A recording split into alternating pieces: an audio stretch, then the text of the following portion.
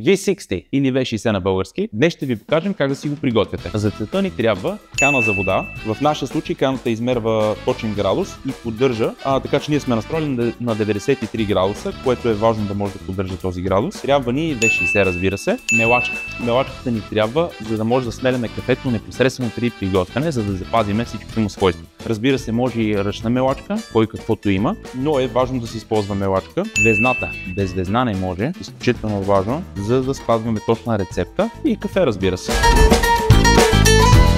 Рецептата, която ще следваме, са ни необходими 17 грама кафе. Слагам малко повече за всеки случай, ако задържи малко мелачката. Слагат.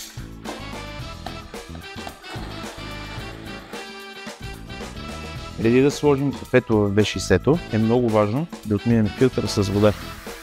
По този начин затопляме и чашата.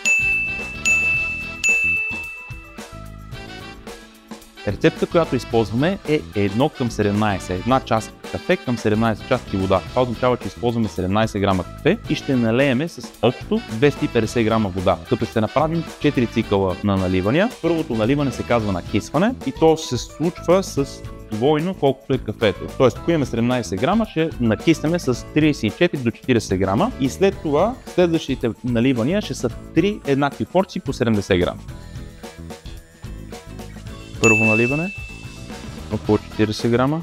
В момента се случва буминга, кафето дегазира. Чакаме 30 на секунди. Правим 3 наливане по 70.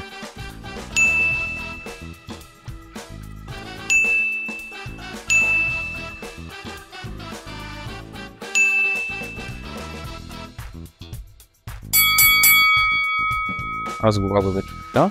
И вуала! След 2 минути и 40-50 секунди имаме готова филтрация. Рецептата, разбира се, може да варира грамаж, време за изтичане. Това са неща, с които може да се експериментира и е въпрос на вкус. V60 е една от любимите ми напитки. В филтрацията като цяло се усещат по-добре вкусовете и ароматите, отколкото в едно еспресо. Но разбира се, който е свикнал, съветвам ви да пробвате и V60.